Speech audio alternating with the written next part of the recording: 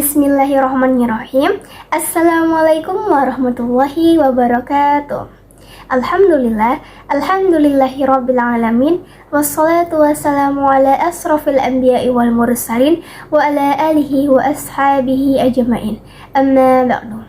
Pada kesempatan kali ini, saya akan membahas tentang apa saja sih perkara-perkara dan sunnah-sunnah yang harus diperhatikan ketika kita menyambut hari kebahagiaan dan kemenangan, yaitu pada Hari Raya Idul Fitri. Hari Raya Idul Fitri merupakan hari besar keagamaan yang dirayakan oleh umat Islam setelah menjalani ibadah puasa dan selama 30 hari di bulan Ramadan. Apa sih tujuan melakukan Hari Raya Idul Fitri? Yaitu sebagai waktu sukacita yang penuh berkah bagi seluruh umat muslim dan waktu untuk membagikan harta kekayaan seseorang kepada mereka yang tidak mampu agar turut berbahagia di hari raya. Berikut beberapa hal yang disunahkan yang perlu diperhatikan ketika sholat Idul Fitri. Yang pertama, disunahkan untuk berhias, memakai baju yang bagus, dan memakai minyak wangi. Dari Abdullah bin Umar radhiyallahu berkata, ayahku Umar bin Khattab mengambil sebuah jubah yang terbuat dari kain sutra yang dijual di pasar. Kemudian Umar ambil dan bawakan baju tersebut kepada Nabi. Kemudian Umar berkata, ya Rasulullah, belilah baju ini, berhiaslah engkau dengan baju ini dalam rangka untuk Id dan dalam rangka untuk menyambut tamu. Kemudian Rasulullah SAW bersabda, ini adalah baju bagi orang yang tidak dapat bagian di akhirat. Hadis riwayat Sahih Al-Bukhari dan Abu Dawud.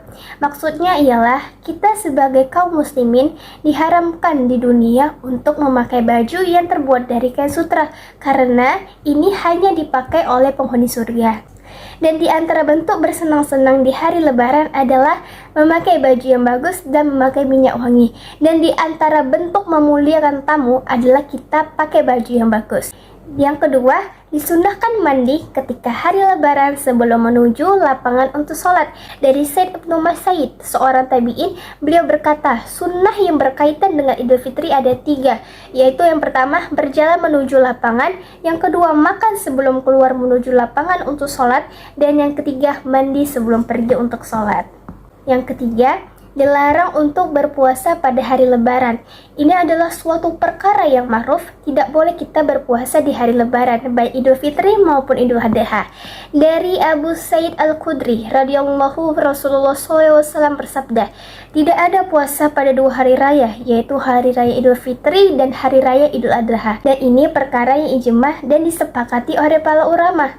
Sebagian disebut oleh Imam An-Nawawi, haram untuk berpuasa pada 2 hari raya. Puasa model apapun tidak boleh, apakah itu puasa nazar, puasa sunnah, puasa kafarah, dan puasa apapun tidak boleh, hukumnya adalah haram. Dan yang keempat, disunahkan menyegerakan makan sebelum berangkat menuju sholat Id. Dari Anas bin Malik radhiyallahu SAW berkata, tidaklah keluar untuk sholat Id sampai beliau makan beberapa butir kurma dan beliau makan dengan jumlah ganjil. Yang kelima, disunahkan sholat Id di lapangan terbuka. Ini sunnah yang selalu dikerjakan oleh Nabi SAW ketika Nabi di Madinah. Padahal kita tahu nih, sholat di Masjid Nabawi pahalanya berlipat ganda 1000 kali lipat. Tapi untuk sholat Id, Nabi sengaja meninggalkan Masjid Nabawi untuk berkumpul di lapangannya.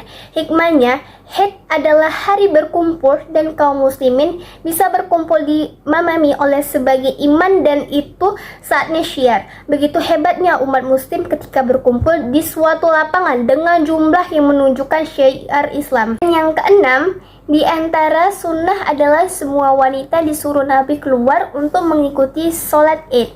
Dari Ummu Atiyah radhiyallahu, beliau berkata, Rasulullah SAW menyuruh kami untuk mengeluarkan para wanita untuk ikut sholat Idul Fitri maupun Idul Adha.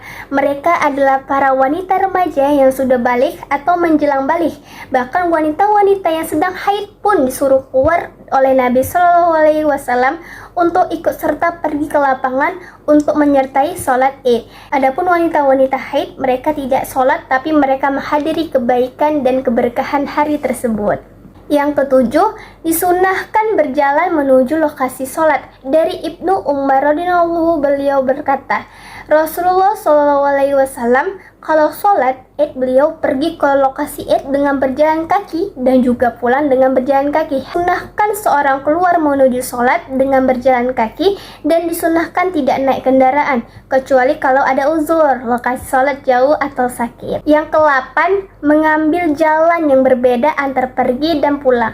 Dalam Jadul Mat, Ibnu Qayyim berkata, Rasulullah SAW ketika dalam hari raya Id, beliau pergi dengan jalan pulang berbeda, pergi melewat jalan yang lain dan pulang lewat jalan yang lain. Apa sih hikmahnya? Nabi ingin memberikan salam bagi orang-orang di dua jalan tersebut, agar orang-orang yang di dua jalan tersebut sama-sama mendapatkan keberkahan dari Nabi SAW. Nabi ingin mengecek orang-orang kalau ada yang punya keperluan, maka Nabi tolong untuk menampakkan syiar Islam di setiap kalangan. Yang ke-9, bertakbir. Untuk Idul Fitri, takbir dimulai dari malam lebaran dari terbenam matahari. Allah Ta'ala berfirman, dan bertakbirlah atau mengakukan kebesaran Allah atas petunjuknya kepada kalian dan agar kalian bersyukur. Quran Al-Baqarah ayat 185. Bersyukur diberi hidayah, bisa puasa, bisa mengisi hari-hari puasa di bulan Ramadan, bisa sholat malam, bisa bersedekah, banyak hal yang disyukuri sehingga bertakbir begitu matahari tenggelam di malam Idul Fitri. Di pagi hari ketika keluar menuju lapangan bertakbir dan seterusnya, bertakbir sampai imam datang, menunggu imam datang, duduk bertakbir sampai imam naik mimbar kemudian imam sholat. Baik, sekian dari saya. Wassalamualaikum warahmatullahi wabarakatuh.